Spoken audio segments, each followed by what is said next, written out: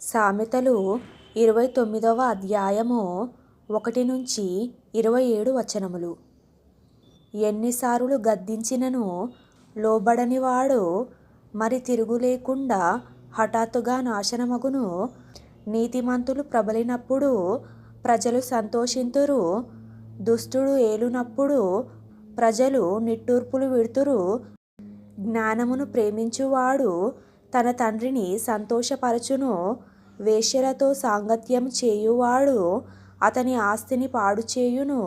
న్యాయము జరిగించుట వలన రాజు దేశమునకు క్షేమము కలగజేయును.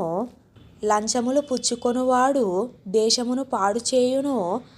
తన పొరుగువానితో ఇచ్చకములాడువాడు వాని పట్టుకొనుటకు వలవేయువాడు. దుష్టుని మార్గమున బోనులు ఉంచబడును. నీతిమంతుడు సంతోషగానములు చేయును. నీతిమంతుడు బీదల కొరకు న్యాయము విచారించును. దుష్టుడు జ్ఞానము వివేచింపడు. అపహాసకులు పట్టణము తల్లడిల్లజేయుదురు. జ్ఞానులు కోపము చల్లార్చెదరు. జ్ఞాని మూఢునితో వాదించునప్పుడు వాడు ఊరకుండక రేగుచుండును. నరహంతకులు నిర్దోషులను ద్వేషించుదురు. అట్టివారు యథార్థవంతుల ప్రాణము తీయజూతురు. బుద్ధిహీనుడు తన కోపమంతా కనుపరుచును. జ్ఞానము గలవాడు కోపము అణుచుకొని దానిని చూపకుండును.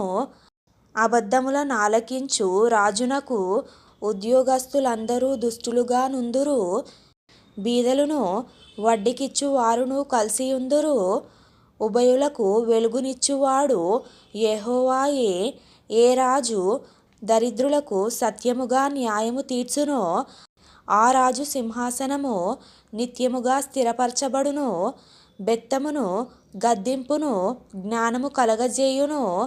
అదుపులేని బాలుడు తన తల్లికి అవమానము తెచ్చును.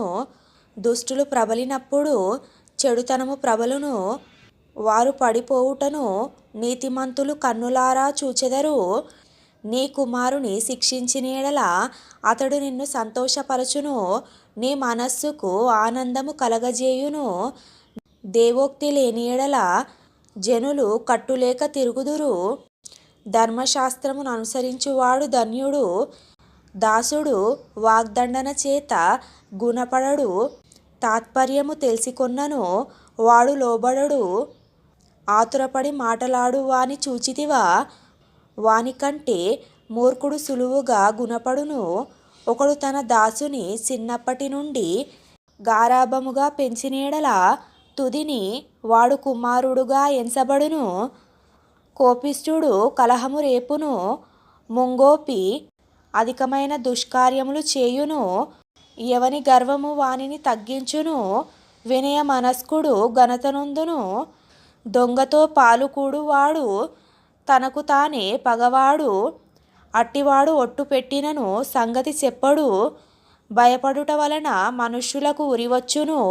యెహోవా యందు నమ్మికయుంచువాడు సురక్షితముగా నుండును. అనేకులు ఏలువాని దయ కోరుచుందురు. మనుష్యులను తీర్పు తీర్చుట యెహోవా వశము. దుర్మార్గుడు నీతిమంతులకు హేయుడు.